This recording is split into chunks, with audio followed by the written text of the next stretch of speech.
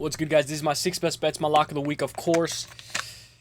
I got 2 bonuses in a parlay section. I hope you guys are going to enjoy this one. If you guys haven't already, just give me a like, guys. It supports me so much.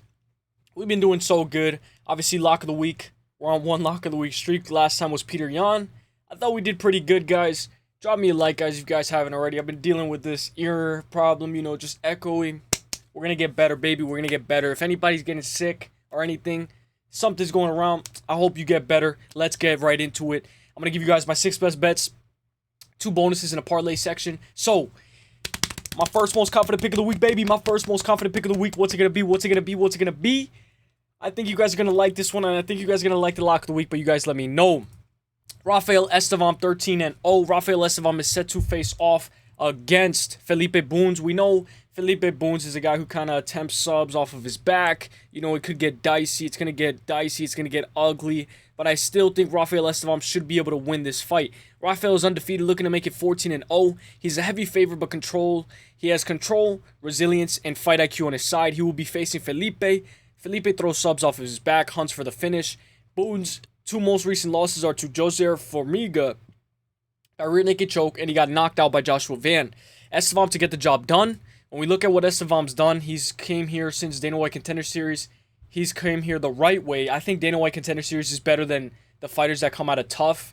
I think it's more, I don't know how to say it, but I feel like it's more reasonable. So Estevam for the dub. Obviously, Estevam is going to push a relentless pace here, which Bunes isn't going to like. Bunes will play his guard, especially winning his last fight by armbar from his back against Jose Johnson. Estevam is relentless with the ground and pound, which he has shown prior to his fights in the UFC. Yes, I know Aguilar has been submitted before, but he was actually trying to get back up, unlike Bunes, who I've seen sit in his guard, go for the sub, which Elias on Dana White Contender Series, who has numerous wins by armbar on his record.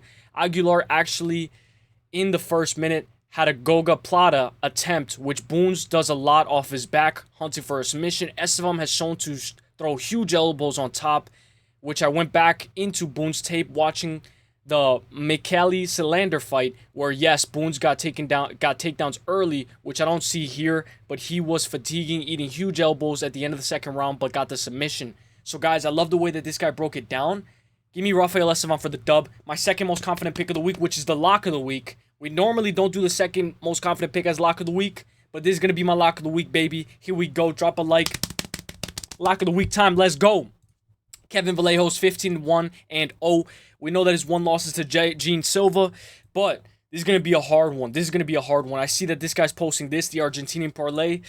It might get a little dicey, it might get a little sweaty, and it might get a little ugly. I wouldn't be so confident in this parlay, but we do know that we have 2 Argentinians on this card. We know Kevin Vallejos is a little bit small. He's facing off against Danny Silva. Danny Silva is going to be working the body. He's going to try to implement his own game plan. Danny Silva is very good. Both of these guys are on 4-fight win streaks. Only loss for Kevin Gene Silva. Only loss for Danny Silva is Canon Kawilahi. They both lost by decision. Kevin only 23 years old. Danny 28. Massive discrepancy in age and also in height. Kevin needs to remain composed with your takedown defense. Watch the insane amount of volume and forward pressure coming from Danny Silva. Silva has a negative striking differential, but it's because he jumps right in the fire and he has such a high volume front forward pressure style.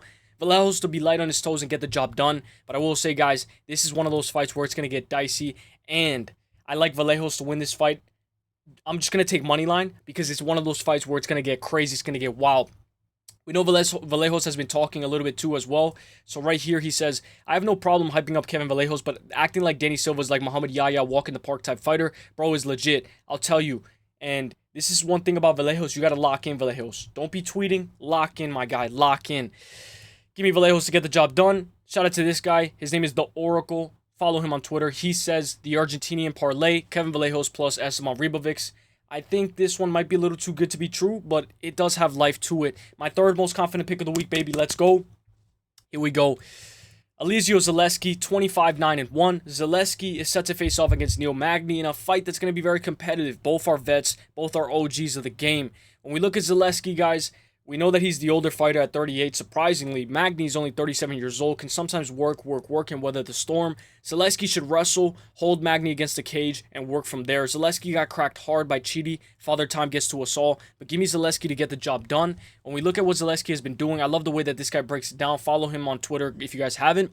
He says he's picking Magny to win, but he explains why. Big step down in competition for Magny. Relative 3 of his last 4 fights of his opponents.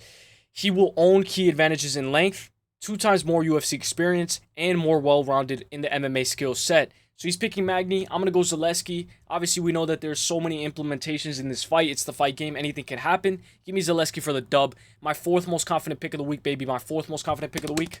Here we go, baby. It's going to be Nora Cornell, 9-2-0. Nora Cornell is set to face off against Karol Rosa in a fight where I think it's going to be very competitive. Karol Rosa is 2-3 out of her last 5. She's a decision merchant who can be hesitant with the takedown threat, but as seen in her last time out against Eileen Perez. So we know Karol Rosa was kind of hesitant against Eileen Perez.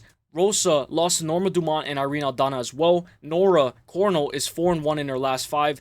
Only loss coming to Jacqueline Cavalcanti by split. Nora Cornell to impose her will, use all 8 of her limbs, and get the job done. When we look at Nora Cornell, guys, she's been working on her wrestling as well. This is something that I like to see. I love Nora Cornell. I think she should be able to get the job done. And shout out to this guy. He says, former Muay Thai champ, strong counters versus Rosa Volume. Plus 160 in the striking matchup, and he's taking the dog. But obviously, I love the way this guy breaks it down as well. Nora Cornell plus 150 is being disrespected. Only pro losses are to Jacqueline Cavalcanti, who is elite. Apart from the decision win over Edwards, Cornell has won all of her other fights by finish. I love Nora by finish. He's taking Nora by finish. Just give me Nora money line. Let's not get fancy. Now, my 5th most confident pick of the week, baby. Let's go. Here we go without further ado. Esteban Ribovics. Esteban Ribovics is set to face off against Elvis Brenner. Esteban can be open to takedowns. Elvis will try to shoot. Even if Brenner gets him down, Esteban has decent get-up game. Esteban just needs to start early. Do not fight like how you fought Nasrat. You need to work early. Elvis Brenner will be marching forward. They will meet in the middle and throw down. This will get dicey, tricky, and ugly, but give me Ribovics to get the job done. I think he should be able to get the job done. Ribovics fight week, baby. Let's go. Then when we look at this as well, Brenner returns after a year away on 2 times more ring rust against a much higher volume striker that owns better defensive responsibility and superior success going the distance. I will say sometimes Ribovics needs to enter that war. He needs to enter his flow state. So sometimes it could get a little dicey, and if he does get taken down, it can intercept, it can interrupt his rhythm. Sometimes Ribovics needs to, like a snowball, he needs to get into that zone. And if you keep on disrupting his rhythm, he's not going to be able to go. I still think that this is Esteban Ribovics' fight to win. It's just going to get dicey and ugly. Give me Ribovics for the dub. My 6th most confident pick of the week, baby. Let's fucking go. Mateusz Rębecki, 20 wins, 2 losses, and 0 draws. Mateusz Rębecki is set to face off against Chris Duncan. Rębecki did get KO'd by Diego Ferreira 1 year ago, but is coming off of an insane war with Autobai that he managed to edge out the decision win in. Duncan got subbed by Manuel Torres, but he's on a 2-fight win streak, submitting Balahi Oki and Jordan Basenik, both by Gilly. Rębecki needs to weather the storm, watch the sub attempts, and implement his game plan from the moment the bell rings. Rębecki to get the job done. We know Rębecki sometimes, just makes fights a lot more competitive than they need to be. But give me Rębecki to get the job done, to be the more smoother fighter, have that fight IQ on his side as well, and be aware of the sub attempts from Chris Duncan, because Duncan has cashed as a dog multiple times before. Give me Rębecki to impose his will. Rębecki, Autobai, these guys went to war last time out. I love that fight. That fight was amazing. And then last but not least, 43% implied a statistic car crash fight with Rębecki, who swings with everything to knock his opponent out early with the overhand left and inside the leg kick, the southpaw stance with which Duncan hasn't seen. Duncan has explosive power himself early, as well as stunning Torres in the first 10 seconds and knocking down Vucenic down with a right body kick, straight right hand, but Rębecki won't accept bottom plus. He's very hard to hold down. This can play out like Charlie Campbell fight and Borishev fight, where he took so much damage against these guys who do have power but throw everything into every shot like Rębecki. Rębecki knocked down Diego in the first round, coming out like a bat out of hell, and even in the Ruziboev fight, who has lots of power himself, destroyed the inside leg with the southpaw stance versus Orthodox, which we have here. He got nasty elbows on top, slick submissions, which Duncan hasn't seen with even Oki getting him down. Both guys come out with crazy pressure, power. This fight is taking place in the smaller cage with which Duncan hasn't fought in since 2022. Both of those fights went under. With the Borishev and Campbell, the line is playable up until 50%, but I think it closes around minus 125. This week, this week, both guys being in the smaller cage makes me like this spot even more. So he's taking Rębecki. I love the way that this guy broke it down. Give me Rębecki. Now we're going to go into my first bonus. Sorry about the reading, guys. We'll get better with it, baby. Rinya Nakamura versus Nathan Fletcher. We know Rinya Nakamura and Nathan Fletcher. Rinya's a heavy favorite. Rinya suffered his first pro loss to Mayun Gafarov in a fight where he got dropped and he just couldn't get going. Fletcher lost by split to the guy he beat already and who is no longer in the UFC, Lotw. Both of these guys are durable. Nathan just needs to be careful of Rinya's grappling. Give me the over 2.5 in this fight. Over 2.5. Rinya, Nathan Fletcher fight. Obviously, with the bonus, you guys can choose the over or under 2.5. Over 2.5 minus 245. Under 2.5 plus 160. Give me the over 2.5 in this fight. Now we're going to go into my second bonus. Let's go. Second bonus of the week, baby. Let's go. Tatsuro Taira versus Hong Sung Park, right? Second bonus, we know it's a short notice main event for Park. He was supposed to fight next week, but is now fighting this week. He got his contract extended as well for taking this fight. Park is undefeated. Taira suffered his first pro loss to Brandon Royval. Both of these guys are battle-tested and are willing to go to war. Give me the over 2.5 in this fight.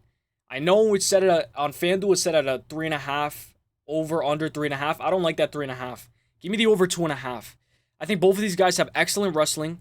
The exchanges are going to be insane, and the scrambles are going to be even more insane. I think the over 2.5 hits. You guys know the over 2.5 is 2 minutes and 30 seconds into round 3. Last time, we had the over 2.5 with Rainer de Ritter Whitaker.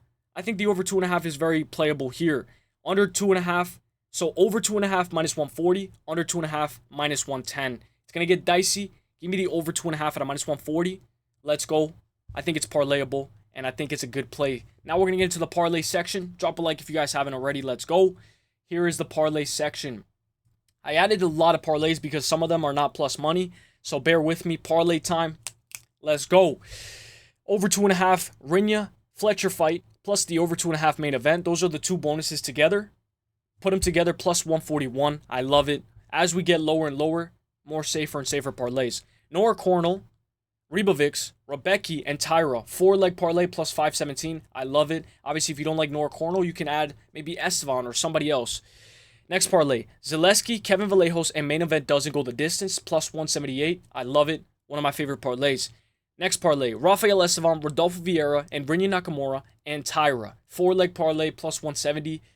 You're kind of paying a little bit of a price tag because for 4 legs plus 170 is insane, but I still think it hits. Next parlay, Rębecki and main event ends in sub plus 203. We both know that in the main event, they're both going to bring it. I do think that maybe a submission could pop out.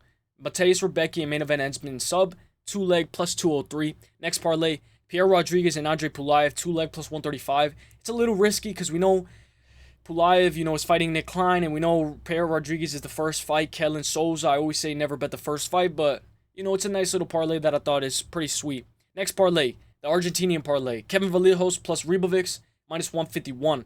I had to throw that one in there. Next parlay, Zaleski plus Rafael Estevan, 2-leg minus 125. I love this parlay right here. Zaleski, Rafael Estevan, but we know Neil Magny always brings it. Next parlay, Rodolfo Vieira plus Nora Cornell, 2-leg plus 258. I think this one's a little bit, you get a lot. You get a lot for only 2 legs. Next parlay, Rębecki plus Taira. We know Kara Rose is a decision merchant, so we have to be careful going too heavy on Nora Cornell. Next parlay, Rębecki, Taira, 2-leg minus 120. I love this parlay. And last but not least, Rinya plus Taira minus 179. By far one of my favorite parlays. Let's go. Let me know what you guys think. Let me know if you guys like this video. And let me know if you guys have anything you guys want me to add. You guys want another segment in this video, let me know. I hope you guys enjoyed the parlays. I hope you guys enjoyed the 2 bonuses. And of course, I hope you guys enjoyed the 6 best bets in the lock of the week. I'll see you guys on Friday. God bless. Peace. Hey, have a great day. Have a great week. And have an even better weekend. Hey.